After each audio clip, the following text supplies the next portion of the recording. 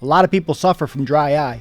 In this video, I'm going to talk about my 3-point approach to managing your dry eye and what I think is the most inexpensive and the most efficient way of taking care of your dry eye right at home.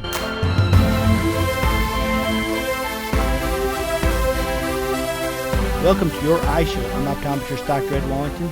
Today we're going to be talking about the 3-point approach to managing your dry eye.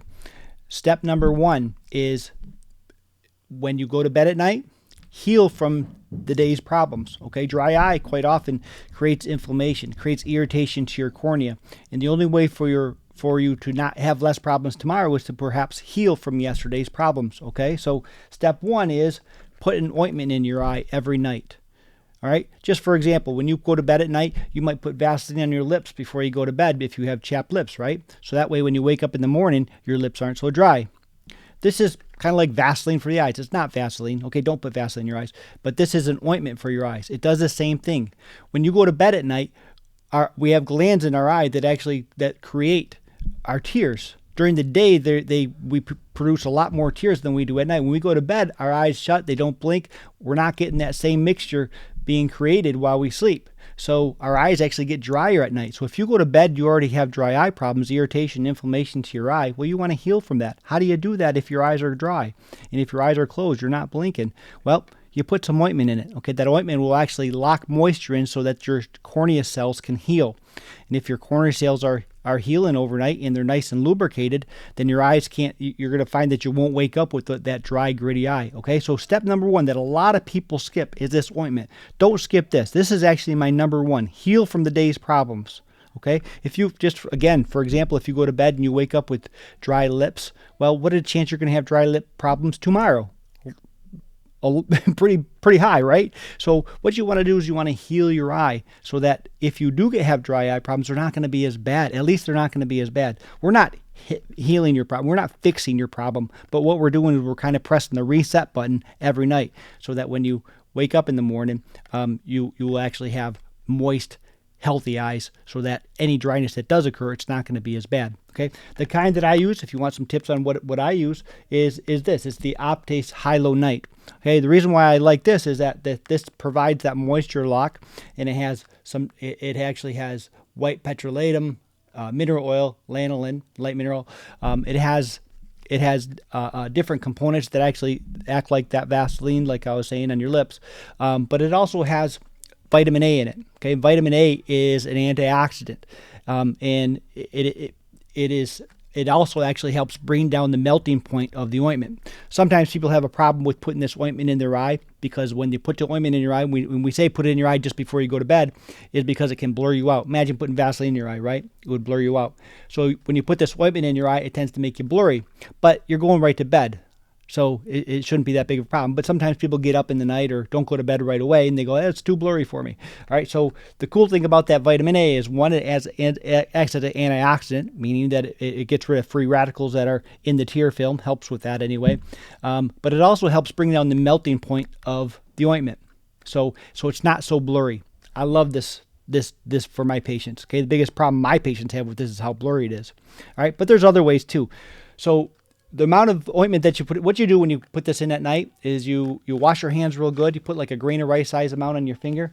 You pull down your lower lid and you wipe it into your lower lid and kind of let it melt into your tears. All right, and you just put it into both eyes, let it melt into your tears at night. Or you take it right from the tube. Okay, and I'll show you what it looks like. So it comes in a little tube here, and you could just put it right from the tube right into your eye, about a grain of rice size amount in your lower lid as well. But you want to be careful not to touch this tip to your lid so you don't infect the tip of this tube. All right. So but if you go, oh no, it's too blurry even that way, well then cut down on your size. Go down to like a half a grain of rice size amount if that's too much. If you're waking up and it's still blurry, well, go less. Okay, if it's not enough, go more. All right, there's ways that you can fine tune it. Now a tube like this, this Hylo, it's like $3 more than the other stuff that you find over the counter, but each applicator, each little tube like this can last you like it says for 30 applications at the grain of rice size amount. That's 150 days, right? So I'm sorry, 300. So 150 here, 150 here, that's 300. That's 5 months worth of ointment for one little tube. All right, so for $3 more to get that, so it's not so blurry, and to actually have that vitamin A component in there, hey, I think it's worth it. This is my favorite. You can use the other ones too. They do a great job with that moisture lock. They just don't have that vitamin A, and they're a little bit blurrier if you are going to be walking around. Okay, so step number 1, ointment every night. Heal from the day's irritation. Let that cornea heal so that you're on top of that hill before your day starts. Step number 2. All right, so you wake up in the morning, your eyes are nice and healthy. So what you want to do, a lot of times what happens is when you wake up in the morning, your eyes are irritated and gritty. All right, so hopefully that ointment makes it so that you're not waking up gritty, and hopefully you don't need a drop in your eye at that time. However, if you do, you can start off your day with an artificial tear. Y'all probably have heard about the artificial tears already, but what I recommend when you get artificial tears is get a preservative-free. This kind, Optace, the same company that actually makes this ointment, actually makes a preservative-free drop, and this is called Dry Eye Intense. All right, Dry Eye Intense is just a drop that you add to your tears, and it helps kind of reset your tears. All right, it also provides about a 10-15 minute window for your eye to rebalance. A good tear has 3 main components: mucin, oil, and water. All right, inside that the mucin, those 3 layers, there's anywhere from I say over 650, independent on how you want to count it, up to thousands of components ingredients that actually go into those 3 layers of tears. All right, so what different drops will do is they'll provide different ingredients to kind of support those tears. But when you put an artificial tear, it only lasts 10-15 minutes. What it does is it forms a layer so that your eye has a chance to restabilize. All right, so when your eye gets irritated, quite often what happens is the water portion flows into your eye. So if you have a whole bunch of water, well, then the mucin and the oil are out of balance if you have more water than you do the mucin and the oil. So when you put a drop in, it kind of like restabilizes the tear, lets the ingredients balance out. And then some of these drops, like these Dry Eye Intense drops, will help with some of those different ingredients to rebalance those ingredients out for you if your eye is having a hard time with those certain ingredients. So that way, after that 10-15 minutes, when this drop washes out, your eye can kind of restabilize. Now, once that drop washes out, well, if your eye starts to water again or become irritated again, the only thing you can do is put the drop back in. And that's why I say go, make sure that you heal the eye from the day before so that you have less problems, so less need for drops during the day. So the more you use step 1, the ointment, hopefully the less you need these drops. But again, use something that has a preservative free. Individual droppers are nice too, that don't have preservatives in it. But when you don't have, because the preservatives themselves can actually mess with that mixture, it can irritate the eye. The cornea, if the cornea becomes inflamed, that's a part of the cycle of irritation that occurs with dry eye. So we don't want anything that's going to irritate. The only thing that we want is the ingredients that are supposed to go into an artificial or go into a tear to be in the tear. Okay, we don't want extra things like preservatives. Preservatives are meant to make sure that a bottle of solution doesn't become infected with bacteria. But inside the tear, it can irritate the cornea, and that's what dry eye is all about: irritation to the cornea. Okay, so step number 1, ointment to heal from the night, and step number 2 is use an artificial tear, preferably a preservative-free. There's another one that Optace makes, and the reason why I reach for Optace is because it also has this one called MGD Advanced, which also is an artificial tear that treats. It does, it helps with the ingredients, but one of the main ingredients that it helps treat for is the lipid layer. Okay, remember, mucin, oil, and water. When our eyes dry out, usually it's because we don't have enough oil. All right. Again, we have about 50 glands and we have meibomian glands in the top and bottom lid that produce oil for our tears. And generally, when our eyes dry during the day, it's because we don't have enough oil in our tears. Okay. Sometimes it's because we don't blink while we're working on a computer, or maybe it's because we're taking antihistamines that are drying out our eye, or maybe it's because those glands themselves don't work. And that's what happens as time goes by. Our glands tend not to work as good as they're supposed to. Okay. We call that meibomian gland dystrophy. So if our glands aren't producing enough oil as we get older, then we're not going to have enough oil function, and our tears are going to dry out more. So the MGD Advanced actually supports that tear layer, so it takes the place of it. So I like that one as well. So there are other oil drops that are out there, but those other oil drops you have to mix, because that oil doesn't mix with the water, so you have to shake it real good, and before you put the drop in, to get the proper effect from those oil-based artificial tears. But the dry eye, the MGD Advanced, it actually has a mixture that you don't have to shake it. It's already, the oil actually mixes nicely with it, so when you put it in, you have a great tear support function there. All right, so on to my third step to the approach of treating dry eye. Step number 1 is that you heal from the day's problem. Step number 2 is that you take care of the problems as they occur throughout the day. Step number 3 is make sure you don't have any problems in the future. Try to heal that oil gland problem.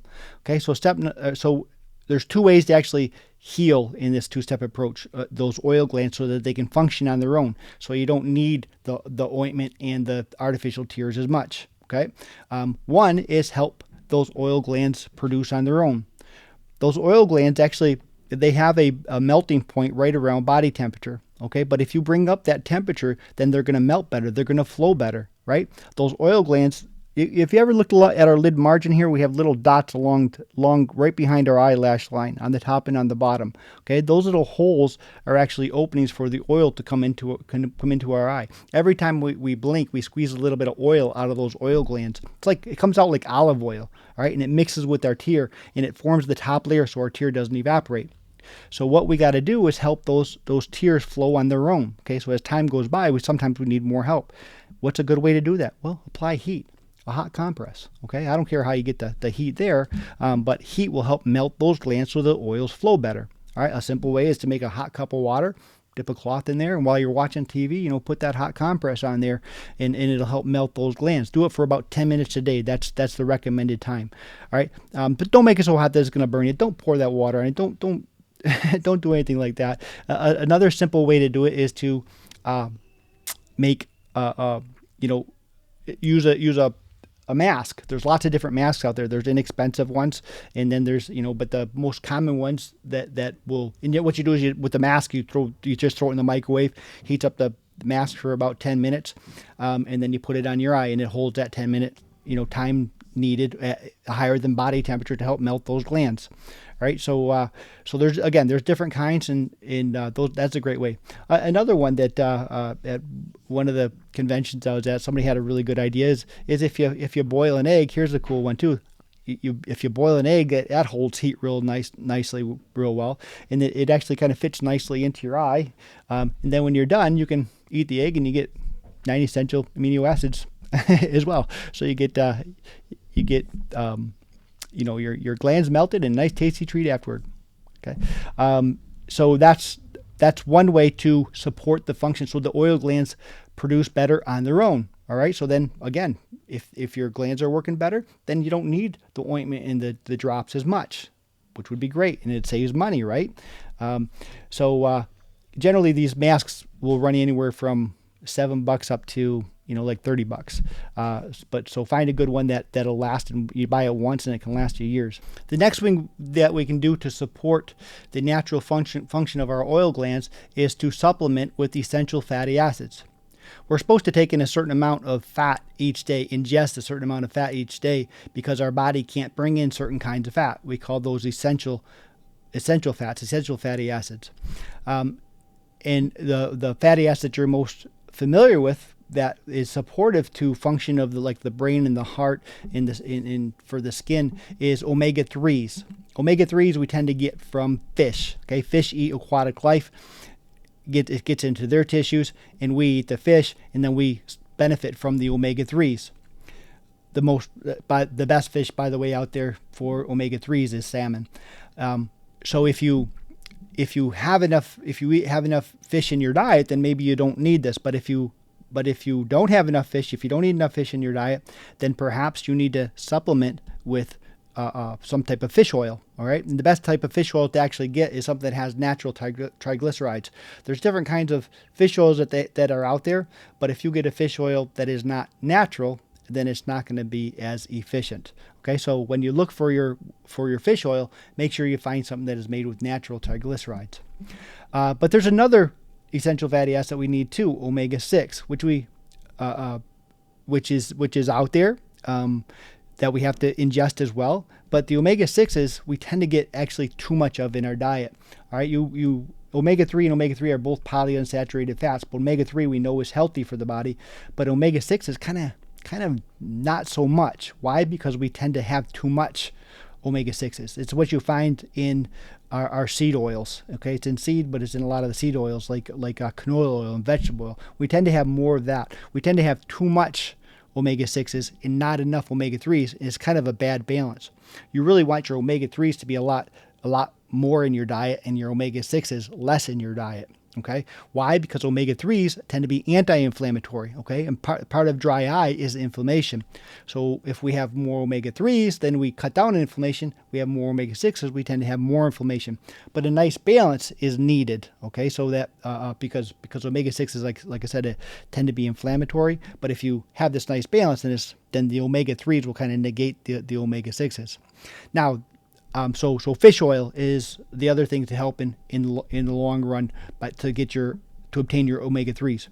However, that's not what I recommend for my patients. Okay, my favorite thing for my patients is actually something called HydroEye. All right, HydroEye is from Science Based Health, and what Science Based Health does is it says they look at the data and they try to find the best way to support eye function, and it does use omegas, but it actually uses an omega-6 in it that has been found to be beneficial as an anti-inflammatory for dry eye. Okay, and that's called GLA. So there's different types of omega-6s out there, and the GLA tends to be an anti-inflammatory as well when it has a nice balance of those omega-3s in it. So what do? They throw the omega-3s and the omega-6s in here in a formulation that is best for the eye. So this is what I recommend as your supplement. All right. So again, let me bring it all back together again. So first thing that you got to do is heal from yesterday's problems with ointment at night. Okay. And then if you have problems during the day, you use artificial tears, preferably something that is preservative free. Next, you can use hot compresses to help heal the eye for the future you. And you can use a supplement such as HydroEye or fish oil to perhaps help your own oil glands function properly so you have less problems on your own. Okay, but now if you actually do get your eyes under control and there's less of a problem, that doesn't mean discontinue. All right, keep it up. Okay, if you put Vaseline on your lips and it heals your lips so that you don't have dry lips, that means stop using it. Well, you could, but then the dry lips are going to come back. Same thing with dry eye. If it's working, then keep using it. Okay. Matter of fact, sometimes you have to go to these other stages where you might have to get steroids or other types of anti-inflammatories for the eyes, or you use some pulse light or something to heat up the lids to express those glands. Those are much more expensive ways to go. But even if you do move on to those next stages, you shouldn't get rid of these stages. This is always going to be a part of your meibomian gland in your tear layer treatment. So find these, use these, save yourself some money. And again, this is, I think, the most efficient, the best way. It's the cheapest way, and I think the best way for treating dry eye. So don't skip them, okay? So thanks for watching Your Eye Show. We'll see you soon.